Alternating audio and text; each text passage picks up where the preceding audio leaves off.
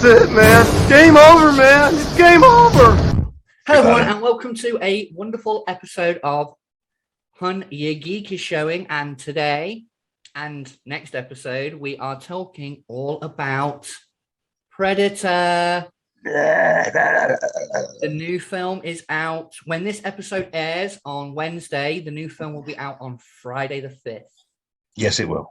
Via Disney Plus here in the UK, and I intend on watching it the minute it is available, and I'm going to have it on repeat until we do the next episode. I'm going to pick that thing apart. Oh, wow. But joining me, as always, some random guy, Jessup Braithwaite. Hello. I am back. There's that random stare. No. When he goes on his randomness, people, be careful. Yeah, too right. People have been known to lose limbs to his randomness. Oh, yeah. Oh, yeah. Limbs if they're lucky. But, you know, they can't argue afterwards because no matter what point they bring up, you always leave them stumped. Exactly. Boom. Oh. Oh, we went there. Wow. But yes, anyway, as stated, we are talking about all things Predator. The films, the comic books, the figures, just, the love for the franchise that is out there is huge. Yeah, especially on this podcast. Oh, definitely. I mean, well, you can tell where, you know, I'm a fan. You can tell, not to put it in people's faces, but I am a fan. I like it a little bit, you know, it's all right. A little bit. I'll watch it if it's on, but I won't hunt it. I won't hunt it down. No. Look, it's a fantastic episode. Oh, yes. Well, we like to keep things punny around here. Oh. Well, if there's anyone that's punny, it's you, dear. But yes, so all things Predator. We'll start with the first movie, the original. This is my 2-disc set. It is 1 and 2, but the first one is just, we've talked about it several times here already on this channel, but Yes, we have. oh my God, just a masterclass in that kind of film of that kind of time. Yes. You know, perfect special effects, perfect story, perfect action, perfect characters. It just Perfect soundtrack. Yes. Oh my God. I cannot hear Long Tall Sally without picturing that scene in my helicopter. It's not just that, though. It's still the incidental music. Oh, yeah. The music by Alan Silvestri in the background. Yes. Oh, my God. Scores. Oh, my. Oh, I can listen to the soundtrack on its own. Just the music. I have them many a time, actually. It helps get through work.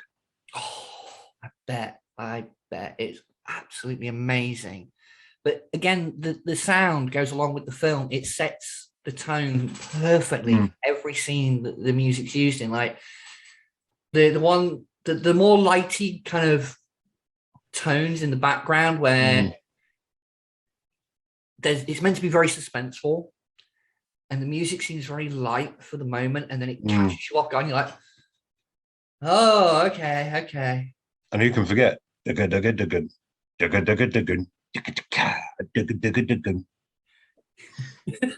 it. I love it. We're going to use that on the intro, by the way. I don't care if we get a copyright claim. You know, I'm using that on the intro for this episode. No, just do me doing that. Just like that. Yeah, that's what I meant. It was that good. I'm going to use it for the intro. Oh yeah, it was that good. Me just going.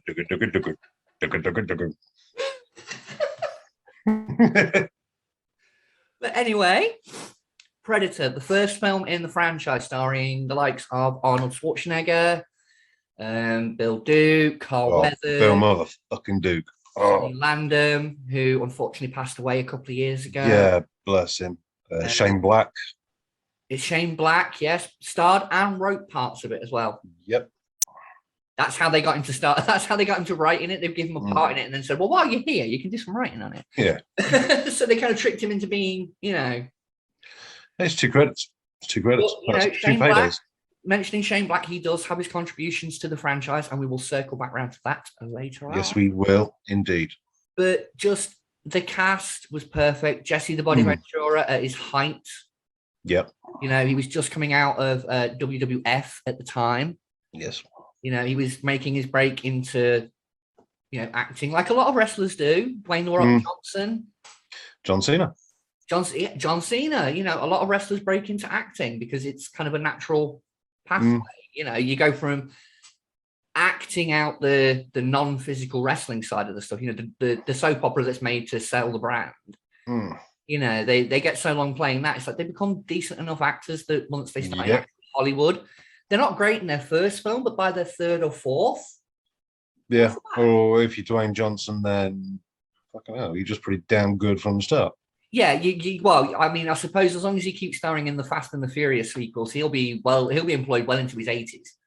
I don't think even Vin Diesel get on too well. So. Wow.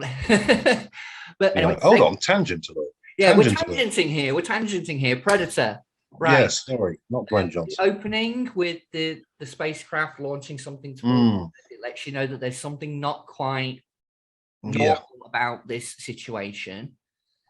You get that opening scene with the helicopter landing. They're all stepping out, and Arnie's sat in the back smoking the cigar like he's got his cap on. As the first meeting with Carl Weathers, Dylan, you son of a bitch. The hand, the arm wrestling thing they do, all that, the classic lines. It's all roids seeping through the screen at you. Oh yeah, you can smell the steroids.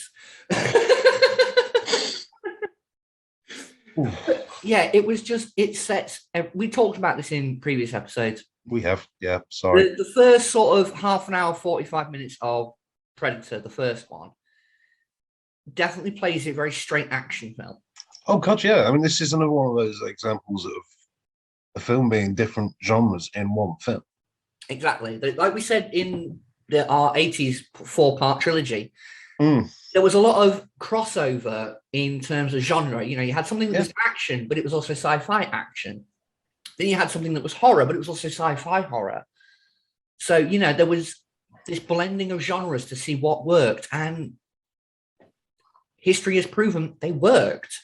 The likes of Aliens, Predator, RoboCop, Terminator, they showed that just those slight merging of the two, make it sci-fi so you get the nerds involved, but make it action so you get the action buffs involved, blend the two together. And Predator does it perfectly because it's not until just after that camp shootout where you see the vision mode. Okay, there's been the skinned bodies of Jim Hopper, which now people, tangent alert, I've got to go off on this one. I saw, I think it was yesterday on Facebook, somebody pointed this out. Stranger Things is set in 1986. Yeah. There's a character in it called Jim Hopper. Yeah. Who says in one episode he served time in the military. Predator is set in 1978, a year later. 1978?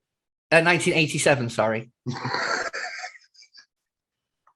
It's been a long day. Don't test me today. We'll edit that. Yeah. Sorry, fact checking. Bitch, got it wrong. But yeah, Predator is set in 87. And now people are starting to say, hold on, is this basically trying to say that Hopper from Stranger Things ended up in the jungle and got skinned by the Predator? Yeah, I like that. And I'm like, well, there's a new fanfic idea for me to write. I'd be fine with that. Predators in the Upside Down fighting Vecna and the Mind Flayer and things like that. That could be a fucking interesting crossover. I'd love to see a Predator throw down with a fucking Demogorgon. They got them. That thing's got that flower-headed mouth fucking thing going on. Predator's got the crab thing fucking going on. They can have a face-off, literally. So you can pull the scariest face. But anyway, yeah. So back on track. Yes. But yeah, it's not up until literally just after that camp shootout where you see the vision mode and he picks up the scorpion. The hand's not human. Oh, yeah.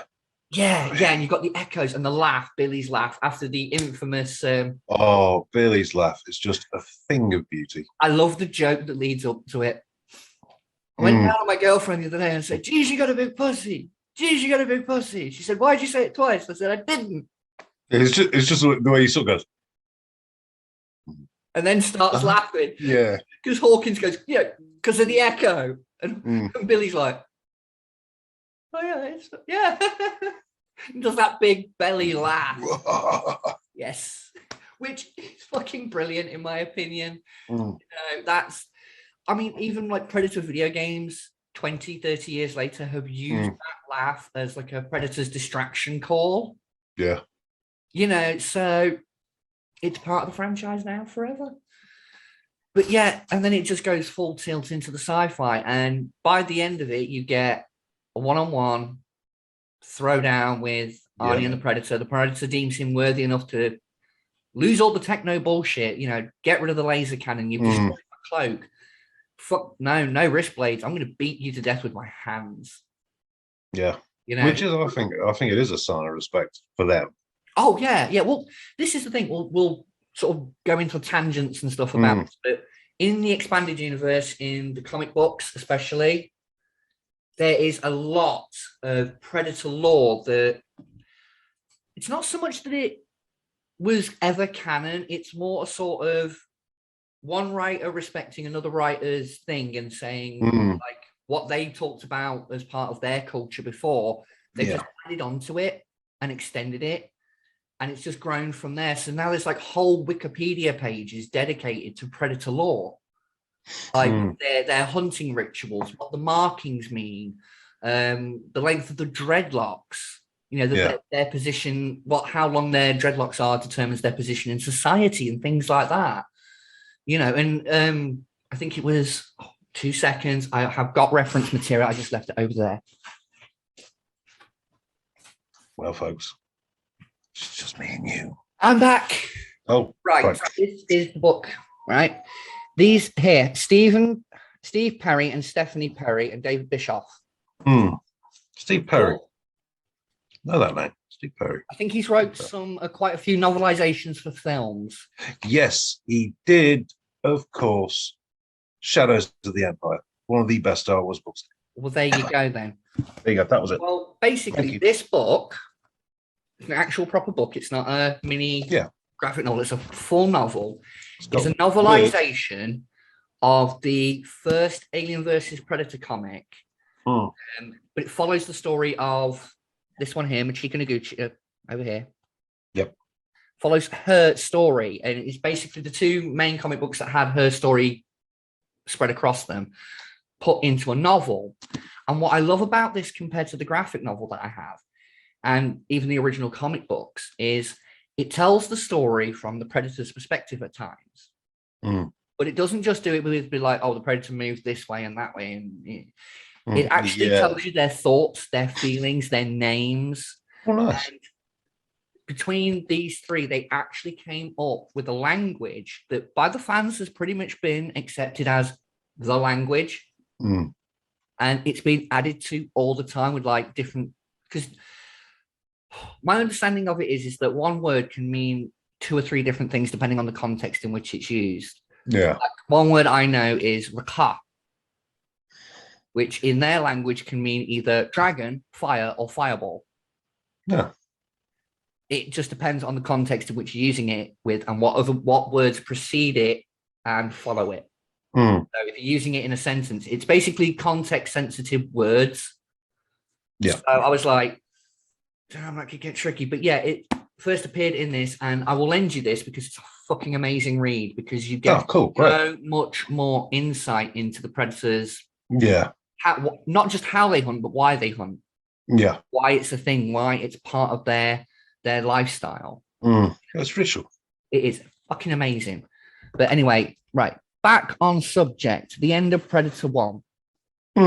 It ends with the Predator. Some people have said kind of cheating, and I'm like, well, no, it's stopping advanced technology getting into our hands. Yeah. He's cleaning up after himself. Yeah. That's kind of one of their codes of honor, is that if you've got a chance to take an honorable death via suicide and cover your tracks, do it. That explosion did not take out some junk. According to Peter Keyes in Predator 2, and it was a detonation that took out enough rainforest to cover 300 city blocks. That was it. So basically a mini nuke. So yeah, which I suppose leads us nicely into Predator 2. It does. There's any talking points you want to mention about Predator 1, or we covered it enough? Oh wow, we've sucked Predator 1's dick quite enough. Have. Oh, I will go. I did see a picture Was- on the socials the other day. I'll follow you actually. It was a picture of Jean-Claude Van Damme, who Yes, was I've in seen. the original suit. Yes, I've seen in those behind the scenes kind of photos and stuff. I've even seen some video clip. It's on. It's not on this DVD. It's not on this Blu-ray. I think it's on one of the DVD. Yes, I have this on Blu-ray and DVD, the first one, and it's on one of them. It's on the special features, but there's actually like footage where he's running around the jungle testing out the suit. Yeah, and even in its previs, just all red kind of. I looked at it and I went, thank God Stan Winston came in. Because if that had been the design we'd have ended up with, no. Dead. But we will come back round to that later when we are talking about the third film. We will. Right. The second film, set 10 years later in 1997, but was filmed in 1990. I love it. It's an underrated sequel, in my opinion. It is. A lot of people diss it at time. Yeah. Oh, Arnie, Danny Glover, whiny moany moany. Fucking shut up! It's brilliant. We very nearly did actually have a bit more of a deeper connection with the Arnold character, because originally in the comic books, they did Predator Concrete Jungle, which was set in New York. I think it was New York. And it followed the Predator tracking down Arnold's brother, who was a police officer. Yes, I've read that. Yeah, and I think it's a pretty good book. And you can definitely see when looking at the book and looking at the film, there's definite cues that it took from the comic book. And from my understanding, that was originally what was pitched to the studio, was like, we don't need Arnold to come back because we could just bring in a relative, a brother, one joined the army, but the other one joined the police force. Yeah. It's happened in the comics, why not do it? And of course, studio mentoring, they wanted names in it, blah, blah, blah, blah.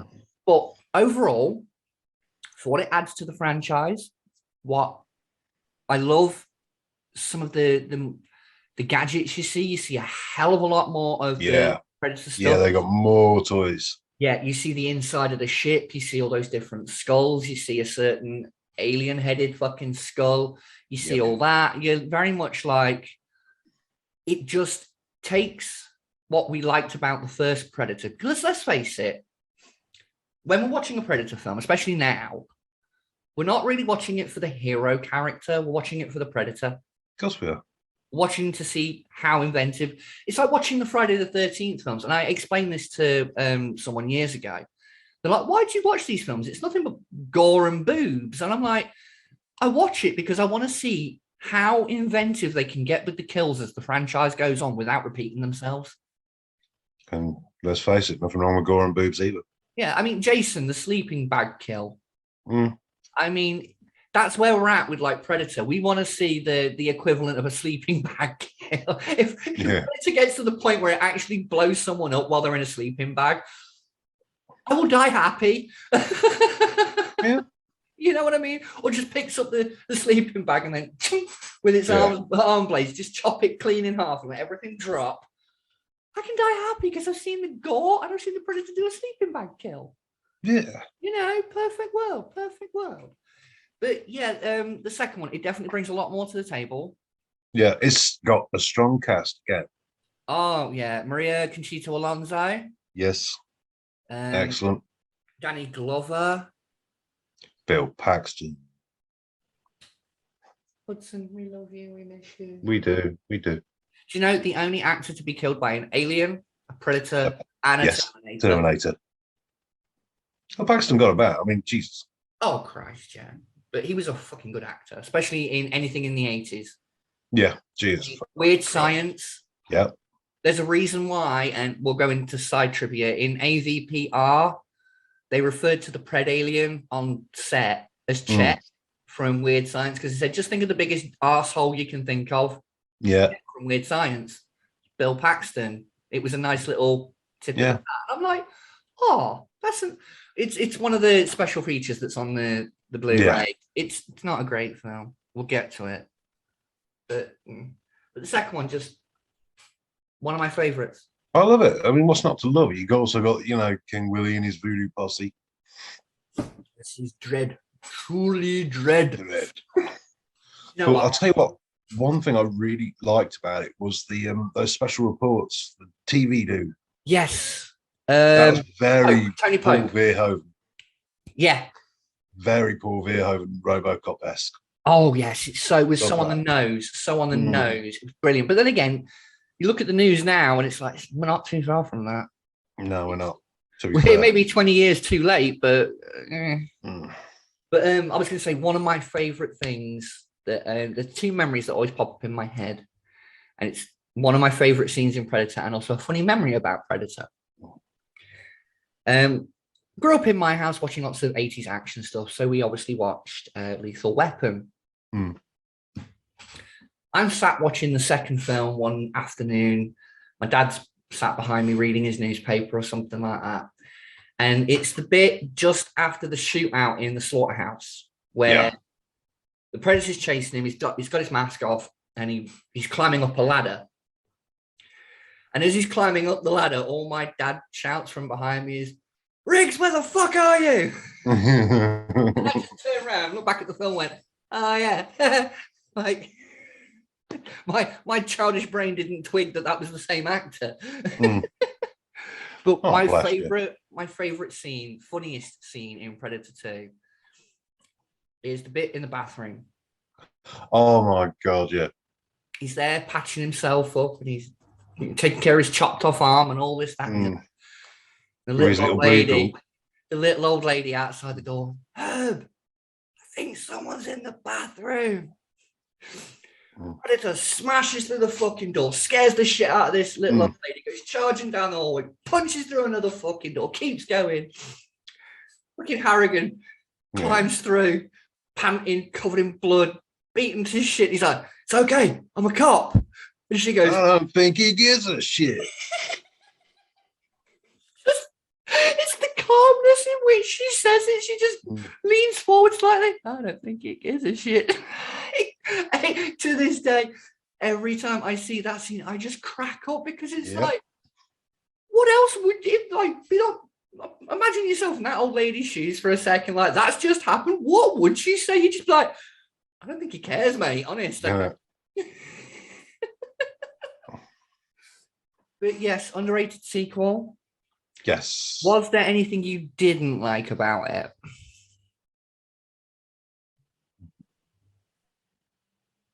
No. Well, what did you not like? My nitpick with it is, and I hate to say this, I think there should have been more of the, not just Harrigan tracking down the Predator. I think there should have been a bit more of the subplot with Peter Keyes.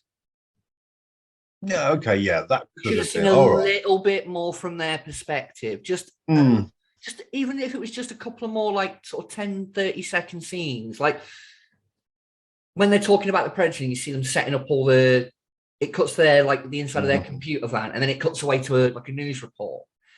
Even if it was just more little scenes like that, showing you what they're doing on their side of it.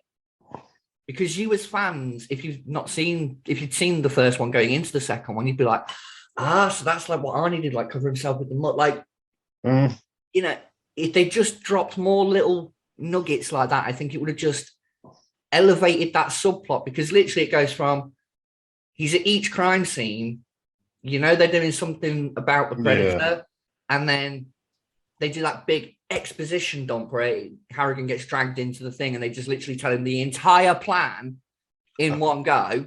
A fucking alien. Yeah, and it's like they wouldn't have needed that exposition dump if they'd just done those little nuggets here and there up to the part where they do the big reveal in the slaughterhouse, which that was a bloody good shootout scene. Yes, it was. And can you tell me what the Predator said once he realizes he's got the stuff all over him? Because it's been highly debated for years what he actually says. No. Right. The Predator, when he's flicking through his different vision modes and then he sees their lamps, he says something. And I think it's one of those kind of like audio Rorschach test kind of things. Like, if you're told you hear one thing, that's what you hear. But then if you're told you hear another thing, you'll hear the other thing as well. And for years, I always thought he said, "Now you will die." That's what it sounds like to me. But apparently, because of the audio mimicry thing that Predators do, and it's literally like a split-second scene, and I was like, damn, I didn't even notice that until I rewatched it afterwards. When he kills Danny up in the rafters, when he's got Danny upside down, as he gets pulled towards him, Danny screams, "Mother of God." And apparently that's what the Predator actually says in the slaughterhouse. It sees it looks at its hands and it says, "Mother of God," because it's doing the vocal mimicry of Danny. And I was like, I'm going to have to rewatch it. And sure as shit. No, I'm going to have to rewatch it. Oh, yeah. That's not exactly a chill. No, well, just watch that. Just watch that one little scene. Just watch that one little scene, and you'll. Oh, fuck that! I can't watch one little scene. I've got to watch it. But yeah, that's my little bit of trivia for Predator 2. Right, I suppose we should move on with the franchise then, because we covered the first two nicely. On to a very divisive film in the series, Predators. I didn't mind it. Oh God, we could be here for a while with this one. Oh, there were parts that were okay. There were some parts that were okay, but you know, use a long tall Sally at the end as an example. I liked some of the musical cues. Don't get me wrong. I liked some of the musical cues in it, and some of the characters I liked because they were genuinely quite interesting. But Adrian Brody's character as the main badass with that "I am Batman" voice, just he didn't work for me, I'm afraid. No. Danny Trejo, as always. God, Danny Trejo in anything. Everything he touches, you know, his part in whatever he's in is golden. Of course it is. He's just fucking hell. But yeah, overall, I didn't like the Super Predators. I thought the designs were stupid and completely impractical. And also, does no one know how physics work? That Super Predator, when he took his mask off, when he roared, I shit you not, his mandibles, if you watch the film, hang down like near his chest. When you look at that thing's mask, the way it clips on, he's got about maybe this much room between his mouth and the faceplate. You telling me these fucking things that hang down here and not my titties furl back up small enough to fit in that? No. Well, you're saying he's got saggy mandibles? What? You're saying he's got saggy mandibles? Yeah, a little bit. but no, it's just the mechanics of like how their faces were that over exaggerated and how small the masks were. It's like you cannot fit all of that underneath that mask. It's not going to work. It's a movie. I know it's a movie, but Predator fans like me, when it comes to biomasks and all that kind of shit, we nitpick the fuck out of it. We complain when our action figures have removable masks that when you actually put it on, you realize there's a big air gap by the chin. You're like, no, that's not how it looks in the film. You don't cross a geeky motherfucker when it comes to their collectibles. It's either film accurate or it's not accurate. Sorry. This rant is brought to you by Tangent alert. But anyway, no, I just didn't like the design of the Super Predators. I liked the classic. I like the idea of the blood feud. Yeah, I do. It's been mentioned in the comics with bad rival blood, clans. Love that. Yeah, you know, I mean, this comic book, the first story I'm reading on it is about bad blood that's in New Jersey just ripping people to pieces. Fucking amazing story. And I think a bad blood needs to be introduced into the Predator film franchise, which they kind of did, but kind of didn't, because those Super Predators were just, yeah, no. I like the dog predator, the predator dogs. I like that. Oh, the horned dog things. Yeah, I mean, Yeah. don't get me wrong. There were, like I said, certain things I liked about it. Some more of the tech stuff, Mm. like the holographic display that now comes out of the arm gauntlet. Mm. That was a neat little touch. I thought that was cool. I thought it showed an evolution of the technology. You know, it brought some good stuff to the table, but it also it showed up at a dinner party where it was supposed to be fine dining. Yeah, it showed up with steak tartare and a bucket of KFC. Mm. Yeah, all right, yeah. You know what I mean? I know there was elements, but it was the one thing I think you can sort of pick up with it is, hey, at least it's predator stuff being made. Yeah, and I did like the fact it was set on a different planet. It was like, okay, start expanding the universe a little bit. I like, yeah, because the hunt's just not just on Earth. yeah, I like that part of it. The rest of it, not so much. But the Blu-ray is quite interesting because it's got a load of digital comics on it that explain where all the characters came from. Nice. And a lot of them are actually voice-overed by the actors who played the parts. One thing I did like about it, actually, because we finally got to see it on screen, the sword fight. Yeah. Yeah, the Yakuza do. Yeah, because they teased us in the first two films. You had the bit with Billy with the machete where he puts it on his chest, and as he screams, it cuts away. Same with Bill Paxton. He picked up that giant ass knife, went at the Predator, it cut away. This time we got to see it in all its glory, and they killed each other. And again, I think it's little snippets like that that show that if they set a Predator movie in, say, feudal in Japan sometime in the 15th century, I'd watch it. Well, I think we should have a little bit of what we'd like to see later. I think we can get to that. We will get to that. We're getting to that. But yeah, I definitely think that if you can pick this Blu-ray up for quite cheap, it's the 2-disc edition, I think. Okay, cool. Triple play edition, Blu-ray, DVD, and digital copy. Yeah. But it's like I said, it's got the comic books and all that kind of stuff, and they are worth checking out because it just adds a little bit more to the story. And you're like, right, okay, cool. But overall, it's not my favorite. It's not the worst. But it's definitely not the worst. We're getting to that. We are getting to that. And I think that's a nice little step over to, at this present point of recording, the most recent film, because the new one isn't out yet. The Predator. I'm a bad fan. I've not seen this. I'm a bad fan. You need a slap for that. Because I need to talk about this, but I don't want to give spoilers, right? You know. No, don't worry. My wife will kindly provide that for me. Thank you. But you know the general premise. Basically, the scientists caught a predator and discovered the predators are now using human spinal fluid and DNA to upgrade themselves. I don't see hunters going out there trying to, upgrade themselves to be more like a deer. But okay. And from the minute I heard that plot point, I went, nope. Yeah. I'm happy with this because one of the big, and every fan said this, every hardcore fan who's read the comic books knows this. One of the big no-nos in the Predators kind of, I don't want to say religion. It's more like in their culture. But within their culture, the biggest fucking no-no is tainting of the bloodlines. Yeah. They don't like mixing species at all. Like they see stick to their own. Yeah, they see a pred alien as an absolute abomination. You know what I mean? They're like, no, kill it.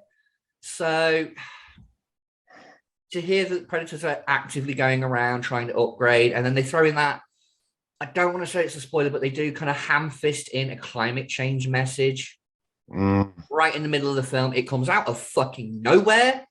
But they ham-fist it in there, and it's like, oh dear.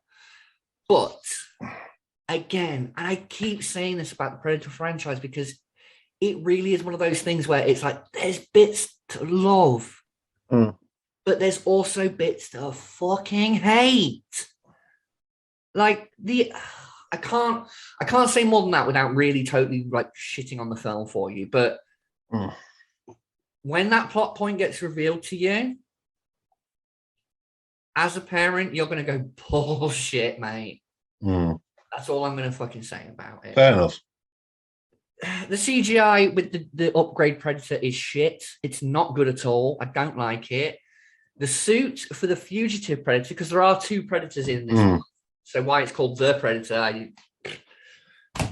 yeah, there were supposed to be more. There were supposed to be more. There were supposed to be two what they called emissary Predators who'd basically been living on Earth for a while because they knew that this war or something was coming our way, and they were basically preparing us to fight their kind.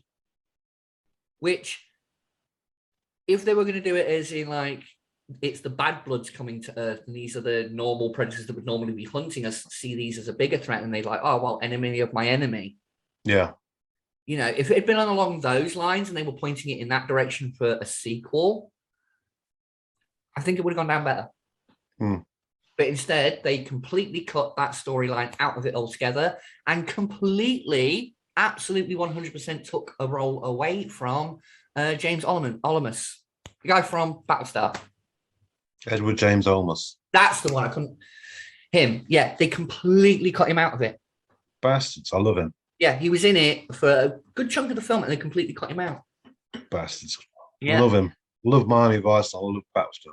And apparently one of the original endings, when they open up this weapon, there was two original endings shot. One, it was going to be Newt from Alien. How? That was my question. And the other one, even bigger, Ripley. How? How? At that point in the timeline, Ripley ain't even been born. So Arnie is not. Or Anna from. And again, apparently Arnie was supposed to make a cameo in it, but he turned it down because it wasn't a big enough part. That's Schwarzenegger ego. Well, no, I think from his perspective, it didn't make sense in the story. Basically, he was just going to show up in like the last 10 minutes and be like, exposition dump, sequel bait. So I can understand him saying, no, I don't want to do that. Yeah. If it was literally like sequel bait cameo, like, oh, Arnie's going to be in the next one, then I can understand he didn't take it. But yeah, it's if you've not seen it, it's worth at least watching once. I will say that. Because I want to watch it once just to be a completist. There are some funny fucking jokes in it. Like this one's in the trailers, so I'll say it. It's Keegan Michael Key's character says to Thomas Jane's character, if your mum's Fanny was a video game, it would be rated E for everyone. There's some worse ones as well, but I ain't saying them on here. But yeah, there's jokes like that. But yeah, it's got its moments. So definitely check it out, but only so that you're up to date with it, honestly. Yeah. And with the new one, it's a prequel anyway, so you don't even need to be up to date. Yeah, that's a good point, actually. But yeah, I mean, it's an okay film. It's not the worst. It's definitely not the best. It tried. There was some of the costumes and the technology and the gadgets I liked the look of. Some of it didn't really make sense, but okay. And now that's us up to date, apart from we'll take a sidestep into AV penis territory. The first one, not bad. As we said, it's good, dumb fun. I didn't like the way that it was lowered down to a 12A. I hate that. Other than that, it was just good, dumb fun. Yeah. The second one, however, although it brought us back the 18 rating, 15 here on the Blu-ray. What's the fucking point when you can't see it? Exactly my point. And when the storyline is, it's Predator versus aliens in the suburbs. Yeah. It's Desperate House aliens. But, not as violent or as boring. Or was bitchy. Yeah, you know, murder, death, and mayhem, but you know, at least they keep it friendly. Mm. But yeah, again, the one thing I can definitely say about both of the AVP films is, again, I like what they expanded upon. Mm. You know, we saw more tech. In Yes. ADPR, we actually saw, and I hate that this film has this seat in Predator history. It's the fact that it's the first film ever to show the Predator homeworld on screen. Mm. I'm like, why did it have to be that one? Exactly. The one thing I've said for years, and again, I think we'll start sliding now over to things we'd like to see. Mm. We'll get into the comic books in just a sec, but we'll be very brief with those. The one thing I think I'd like to see going forward with another Predator film is jump into the far future. Humanity's off looking for planets to colonize and blah, blah, blah, blah, blah. You know, we're expanding into the stars and all that kind of shit. And we come across the Predator home planet. And you could basically do a good version of almost like an Avatar type film. No, hear me out. For example, a bunch of humans crash land on the Predator planet. Mm. Only one of them is a survivor, but it's a kid. And because predators don't kill children, they've got no choice but to raise it. Yeah. So then it's a human raised like a predator. Mm. And I think if it was done that way, and then humans, you know, years later, decades later, whatever, come to the planet looking for this distress beacon, and it starts up a war, and then you've got that human caught in the middle of which side are they on? And I think that would make a brilliant character story. And and you could just set it, or for the first chunk of the film, set it on their homeworld, because then you're giving the fans what they've been saying to the studios for years is the one thing we love about Predator is show us things we haven't seen. And by that, we don't mean just redesign the Predator every time you make a fucking film. Yeah, Jesus. You know, the design was fine. It didn't, okay, it needed some tweaks here and there. But here and there. Well, I mean, the suit, well, tangent. The suit in the first film was made as all one piece. Like, so the shoulder pads and all that kind of stuff were all molded as part of the suit. Right? Whereas in the second one, because they wanted multiple predators at the end, they made one suit with interchangeable armor pieces. And they said if you actually look at the two predators side by side, you can actually see that the second one, the body is slimmer, but looks bulkier because it's got the armor resting over the top of it. Whereas the Jungle Hunter, and because the armor is so flat, tight to the skin, because it's literally part of the chest piece that's been worn, there's no real separation there. So it doesn't look like it's wearing something. It looks like it's part of it. Yeah. And I'm like, I prefer it to look slightly bulkier because of the armor, but slimmed down because of the body type. You know, slim, athletic is how I've always seen the Predator. You know, they parkour, they hunt using spears and laser guns. Yeah, they're going to be athletic and quick. You know, but back on track, right? Yeah. Things we'd possibly like to see in the future. I just did my little. Yeah. Go for it, guy. Okay, I don't want to see another Predator film. Okay. Wait for it. Disney approved. The TV series can be fucking ace. Mandalorian, Obi-Wan, Yes. Boba Fett. I would like to see serialized Predator. That type. That's what I want to see. I was going to say there are plenty of comic books that span like 20, 30 issues that are really, really, really good. They now own both franchises, Alien and Predator. They could do Alien versus Predator as a TV series and tell the story over a longer amount of time, because you can, because then you can introduce characters, human characters that you'll actually care about. Yep. Rather than just throw away disposable. Yeah, exactly. You know. So yeah, that It doesn't need to be a film. We can flesh this out. well, apparently there is an Aliens TV series in the works. Mm. So I could deal with that. I'd like I'll to watch see, that. yeah, I'd like to see them do the same with the Predator thing, and then. But I'd like them to expand Yes. on the idea of Predator 2 at the end. Spoiler alert, folks, on a fucking really old film, but you know. Yeah. I said it. You know, when you find out that they've been coming to Earth for fucking years. Oh yeah. I'd like them. So remember Highlander the series Yes. with the flashbacks? Yes. I'd like a series with that. And you can have flashbacks of fucking Predator shit. It's funny you should say something like that. There is actually it's in one of the Alien versus Predator books I've got. There is actually a storyline where this guy discovers a crashed Predator ship back sometime in like I think it's like the 12th century or something stupid like that. From using the Predator blood, he's managed to prolong his life.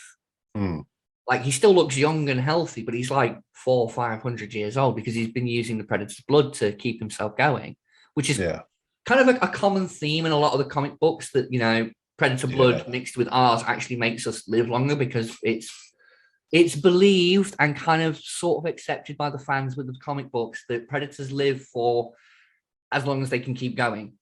Yeah. As long as they stay fit and healthy, they'll keep going. They don't have an expectancy. They're a species of hunters. Their life expectancy is either I'm going to kill that thing or that thing's going to kill me. Yeah. You know, some of them are rumored to be like tens of thousands of years old. So, but yeah, I'd like a series. Yeah, I think that could work. But you know, I'd also like another one. Do you remember when Marvel did Punisher War Journal? Yes. Yeah, I'd like that, like a hunt diary or something like that. Yeah, that'd be fun. Went to Earth. God, they don't put up a fight, do they? Lol. Yeah. Off to hunt the xenomorphs tomorrow. That'd be fun. They'll put up a fight. That could be quite interesting. Sort of follow a small hunting party. Yeah. Like tell the story from the predator's perspective rather than from the human's perspective. The big human called Fred, an ugly motherfucker. He's the looker. Fucking hell, I don't know. My predator's right camp, isn't it? Jesus. You can always have that predator in the background that's the conscientious objector. Like, yeah, he's sort of invisible. I don't know why we have to keep coming to this bloody planet and shooting at these stupid humans. One of these days, they'll fight back and you'll regret it. Be great, that. Only fools and predators.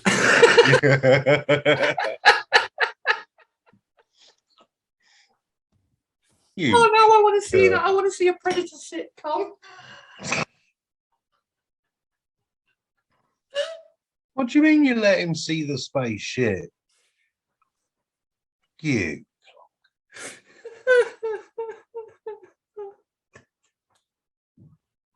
Don't start that motherfucker in me again. Stop using Earth swears. Oh, who you calling an ugly motherfucker, you tart? Yeah.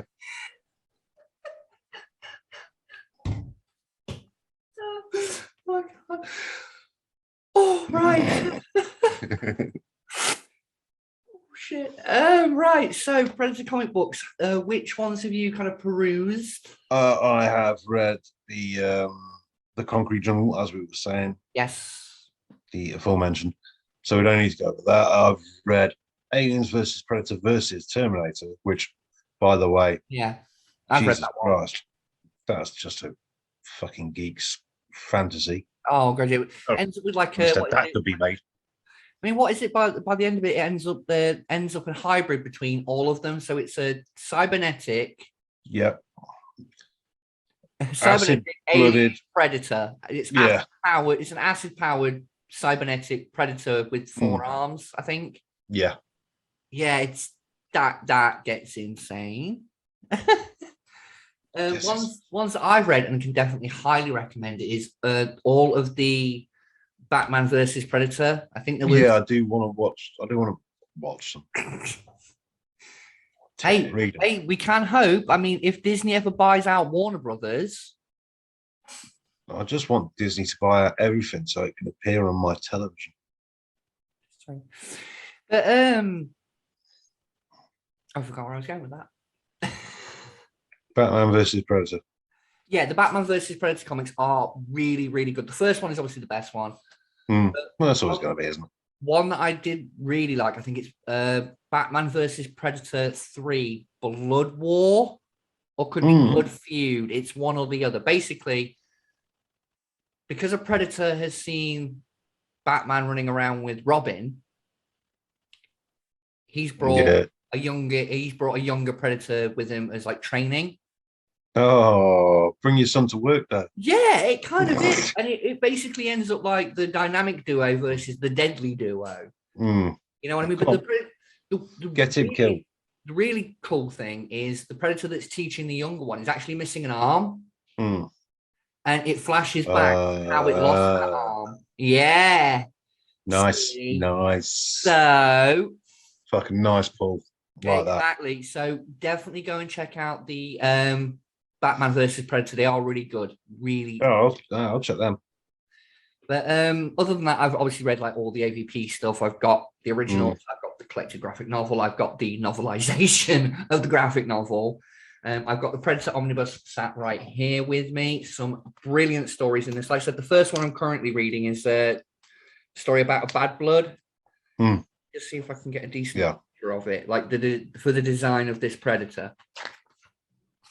There we go. Flash it up there. So look. Nice. That's right. Nice, like that. Over this side, yeah. Yeah, I know. It's also on the front. I've got eyes. You can't really see it. It's a bloody good story because it actually shows that Predators do have a law system. Yeah. They've got an enforcer Predator who, jokingly amongst the fans, the action figure is called the Shredditor. You'll see it on a future video here on the channel, but there's a Predator that's got a helmet. And it's in the comic book design, so I get it.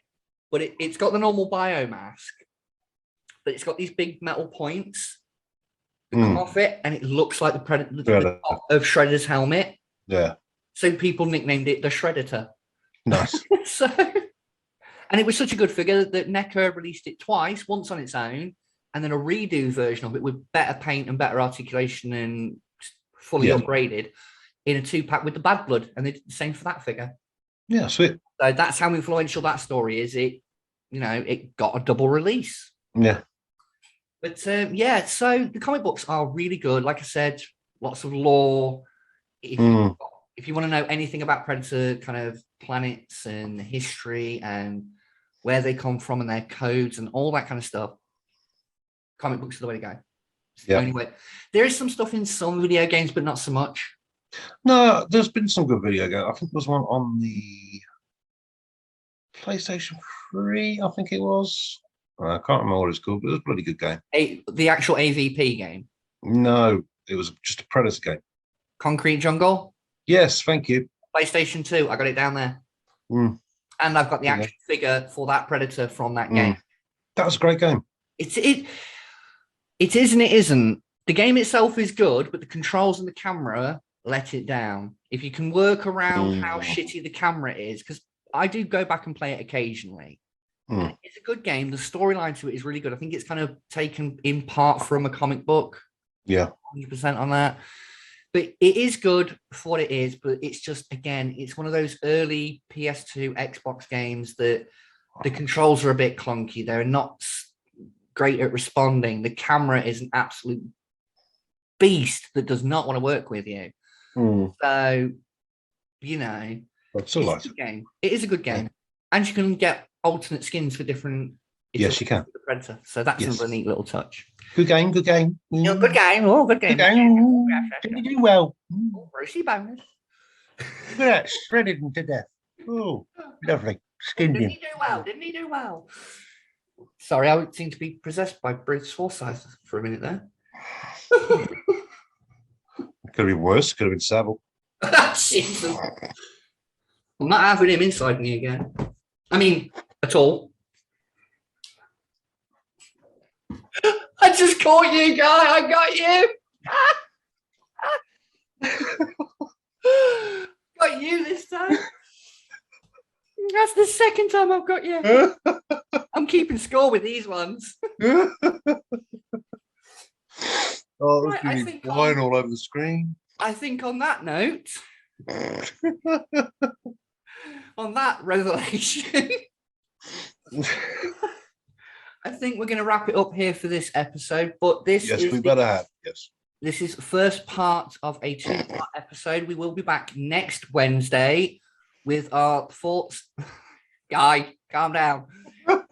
We'll be back next week with our thoughts and feelings on the introduction to the Predator universe with Prey. Yes. Anticipation, at least for me, I can't speak for everyone, for me is quite high because... and me. One last tangent before we go, and I'll keep this short.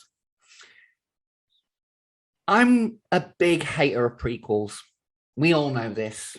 But I have a little clause within my I don't like prequels contract. I don't like prequels when it tries to retcon established things. I'm looking at you, Star Wars. The prequel trilogy, you know, when it tries to say, oh, yeah, midichlorians, and oh, he was conceived by the heart.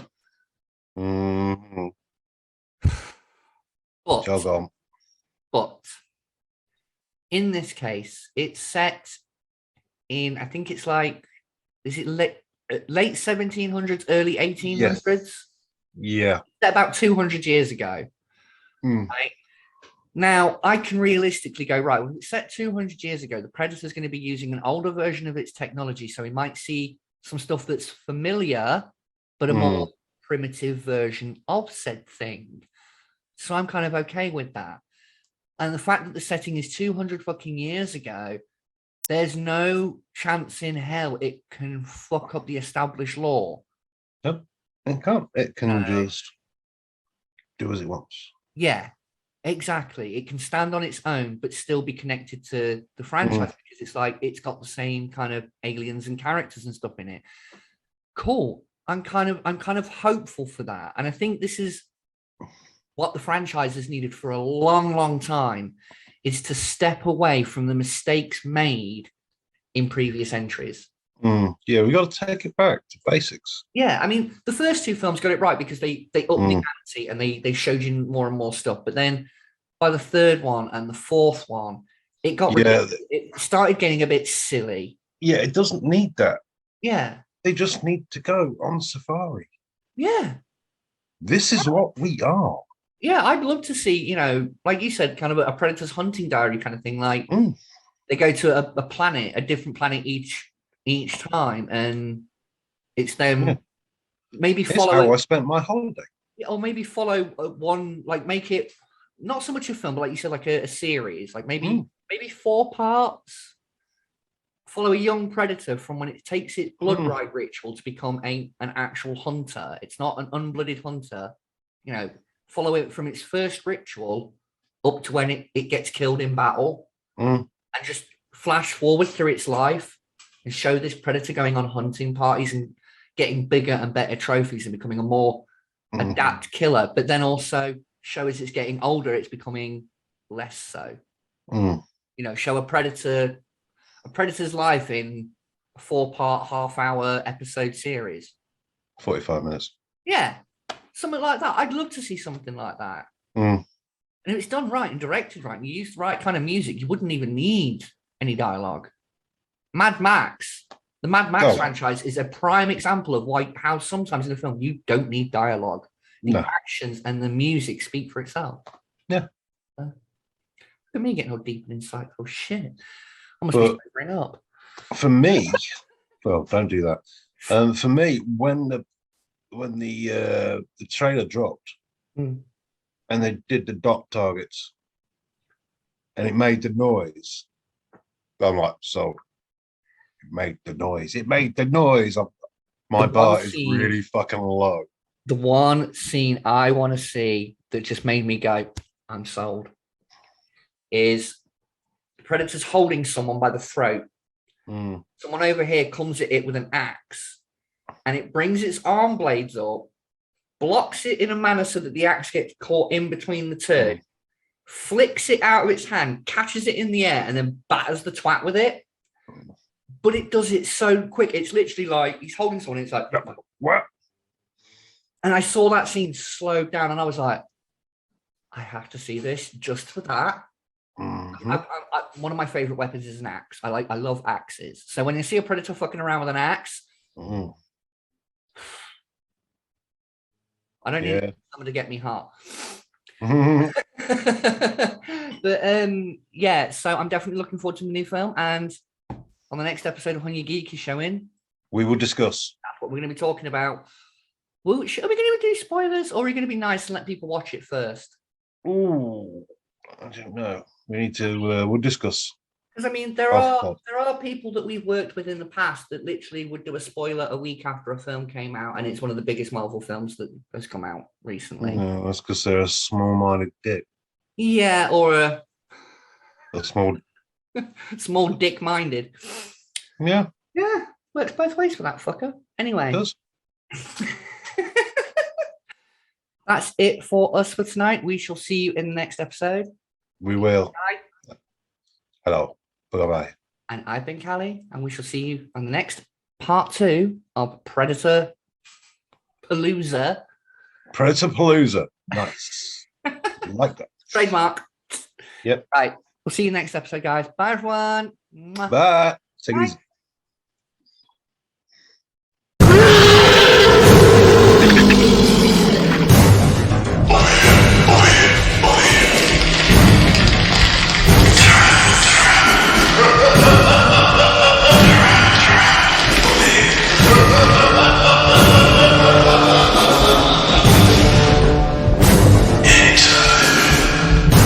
That's it, man. Game over, man. It's game over.